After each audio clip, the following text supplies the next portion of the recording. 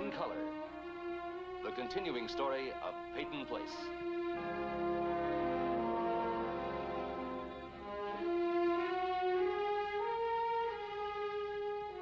Starring Dorothy Malone as Constance Mackenzie, Ed Nelson as Michael Rossi, Ryan O'Neill as Rodney Harrington, Barbara Parkins as Betty Anderson, Tim O'Connor as Elliot Carson, Christopher Connolly as Norman Harrington, Patricia Morrow as Rita Harrington, James Douglas as Stephen Cord.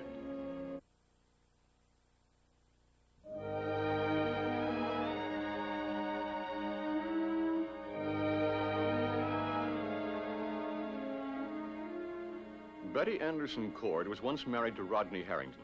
The marriage was brief and unsuccessful. Today, Rodney's grandfather, Martin Peyton, begins the crucial phase of his master plan to split Stephen and Betty and pair off Rodney and Betty in order to maintain a Peyton heritage that he thinks will do honor to his name. You were posing for a portrait? Yes. Arranged by my grandfather, I assume? That's right. To cover that bare spot over the mantel? He's having it painted as a present for Stephen. It's to be a surprise. You done up to look like the mother who deserted him from birth. It'll be a great present. Oh, it'll be some surprise. Well, that's not what was meant. Maybe you forgot the portrait that used to hang in the living room, the portrait that dominated the living room. And maybe you didn't have a choice over what dress to wear, and maybe my grandfather forced you to wear that necklace. Stop it. Did he force you to wear the necklace, Betty? He asked me to wear it. Then, of course, you couldn't refuse. Well, of course not. It would have been rude. You know, it's funny because when we first moved into this house as husband and wife, I asked my mother to give you that necklace. It would have been sort of a family wedding present. How touching. And of course your mother refused because I wasn't family. And you let it go at that. Oh, you see, it was a Peyton heirloom, and my mother wasn't about to let it go to an outsider. Of course, now you qualify. You married the favorite grandson. And you're very beautiful and very successful. And I'm very thankful you're no longer my wife. Are you? Oh, yes, I am. Because, you see, I don't want a business manager for a wife. Tell me something. How long do you give Stephen for shaving in the morning? Is he allowed to go out and have a drink with the boys once in a while? Or does he have to be home at 6 o'clock on the nose for cocktails? And another thing, Mrs. Cord, how do you spend your weekends? Is it bridge and golf at the country club? No, you see, I don't dig schedules. I wouldn't enjoy that kind of life. Because you're a coward. What? You let people talk you out of everything, even our marriage. It could have worked if you'd had any backbone. I'm in kind of a hurry. You're afraid to hear me out. It's been a hard day. No, I don't believe it. You've never had hard days. You don't know what it means to fight for something. Sure, you're willing to rush into somebody else's battle. It's good for the ego. But you never fight for anything you want. Maybe I've got everything I want. Sure. No, I agree with you. You've got everything you want because you've got nothing and you want nothing. Nothing and no one. Mr. Uncommitted, Mr. Cool. You done? No. You don't want to be like us common folk. We know success and failure. We have friends and enemies. But everybody has to love Rodney Harrington. You can't afford to want anything because you can't afford to have an enemy. You're the professional good guy. But if I were you, I'd have had enough of myself by now. No matter how many fancy dresses my grandfather gives you, or how much Peyton jewelry he lets you wear, that's not going to change you, Betty. Nothing can change you. You're very beautiful and very greedy. And as you get older, you're going to get less beautiful and more greedy. And no matter what you grab for yourself, it'll never be enough.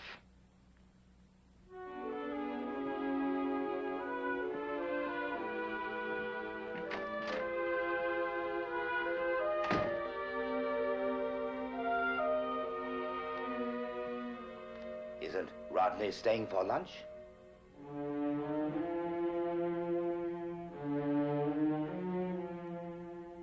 No. Then perhaps you'll join me. You arranged for him to come here. You fixed it so he'd be here just in time to see me in this dress. Well, it didn't work. He wasn't impressed, so you're wasting your time, Mr. Peyton. I hate him. And he hates me.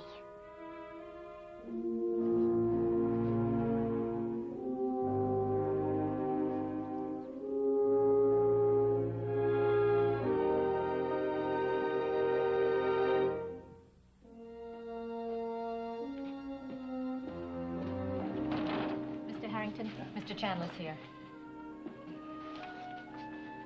You just had my ribs taped. I was wondering if you'd help me into a chair. Help you into a chair.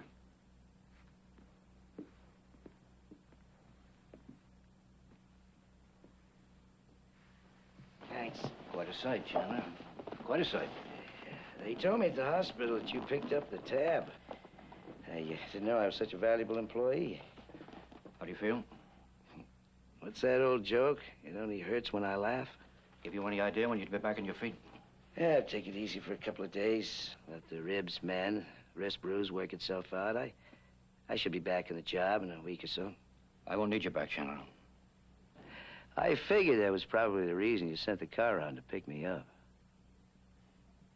Tell me, is all that fancy treatment supposed to make it easier for me to take the news, or was it to take me off your conscience? Here's a month's severance pay. Hey, you're a very generous man, Les. Do you want to tell me why I'm getting canned? Let's just say I'm afraid you might be accident-prone. Carson, is that it? That's enough. And that's enough to get you out of this town and set up somewhere else. Sorry, I don't want to go. You'll go anyway. Don't push, Les. You know what kind of a man Elliot Carson is? Yeah, if I forget, I imagine I'll remember when they take this tape off my midsection. Maybe you could laugh off that beating Elliot gave you, but he's just started. He knows your name is Forrest, and he knows what you served time for. And he's hired Stephen Cord to find out everything else he can to link you with the disappearance of his daughter. I heard. Now, he can dig all he wants. He's not going to find anything. Now, listen, Chandler, I want you out of this town. Relax, Les. Look, I know what you're scared of.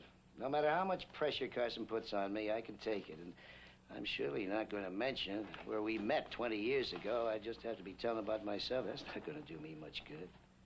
And who's going to care anyway about you wanting to kill a wife 20 years ago, and she's died already a long time? I want you out of this town. I told you I don't want to go.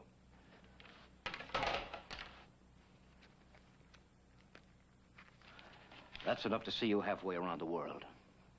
Take it. No, thanks. You're a fool. Be careful.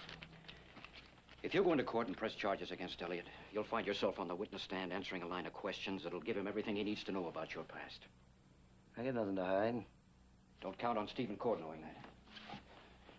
He'll drag you through every minute of your sordid life until he finds out the real reason behind that fight. You know, Les, I can respect a guy like Carson.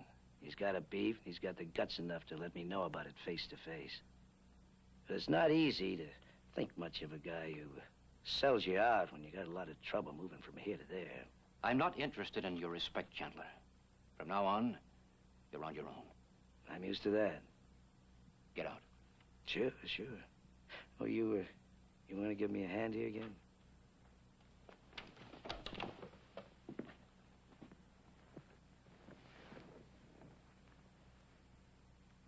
Thanks.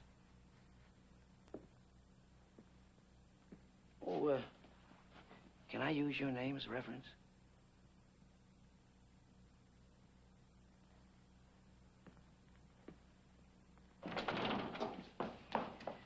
Hello, Chandler.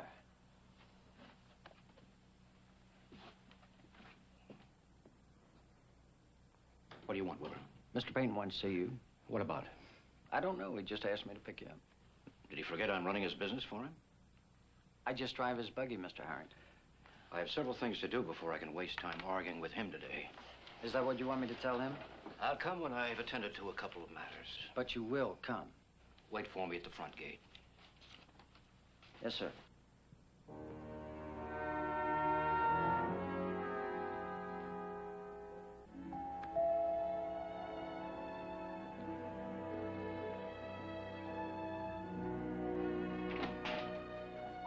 You are a pleasant surprise. Come on. Thanks. Elliot isn't here. Oh, is he all right?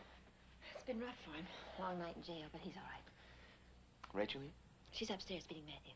Look, how about stepping in out of your shot a minute? Oh, I put some coffee on a couple of minutes ago. Oh, fine.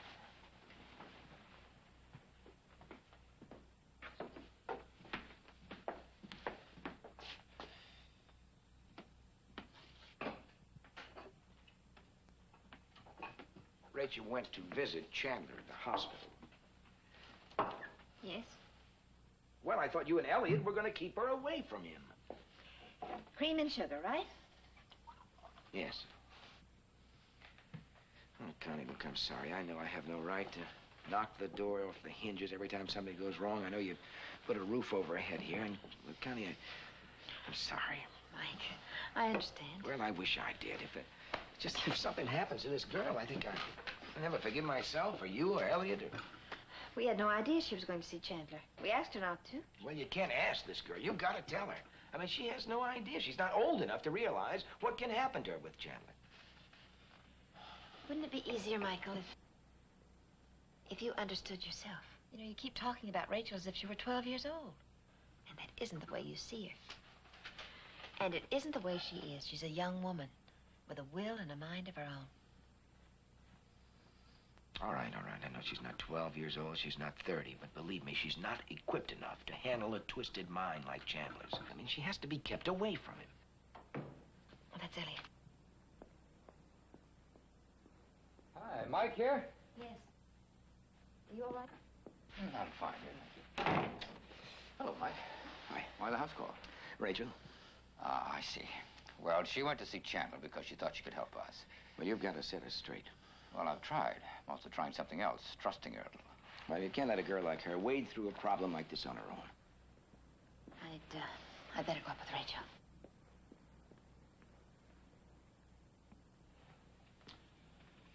What it all boils down to, Mike, is that I'm not her father. I just don't have the kind of control over her that I should have. But I've done everything I can to keep Chandler away from her. I'll say you have. But what have you done to keep her away from Chandler? Well, I'm not a police force, Mike.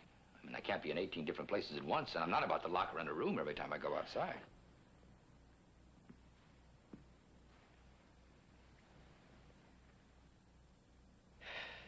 Well, I guess the only thing to do is to send her off. Send her off? Where? Some good school. I'm sure we'll find a place the authorities would agree on. Well, you say that with about as much emotion as you'd show if you were making an incision. Well, it would be good for her. To keep her away from Chandler, she'd get a chance to get a better education than she can around here, and give her a chance also to mix with people more her own age. She's had a tough enough time making adjustments around here. We can't just push her off into a whole new world. I mean, she's not ready for that. Well, she's not ready for Chandler either. No. I wouldn't think of sending her away. Not now. Why not now? Because she might dig up something on Chandler that you couldn't beat out of him? I'll just forget you said that. Don't forget it. Answer it. Elliot, come on. Look, I'm not trying to get you to forget about Allison. What I'm trying to do is to get you to start thinking about Rachel. I think about Rachel as a member of my family, Mike. All right, then prove it. By helping me to get her out of here. No, she has a home here now, and I'm not going to take her away from that. Ellie, look, I brought her here in the first place because I trusted your judgment.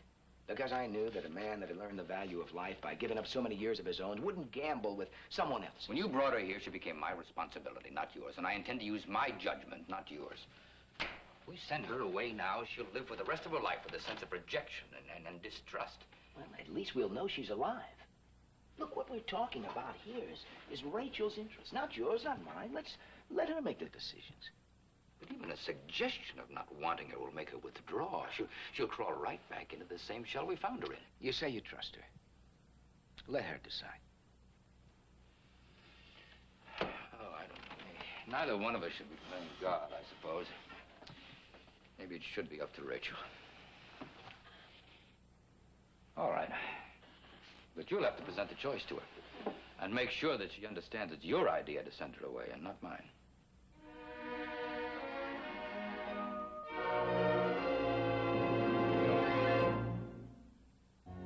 It's time you learn to be a lady. No more opening up doors for yourself, no more cooking, no more cleaning up the apartment, and no more bouncing up and down the stairs.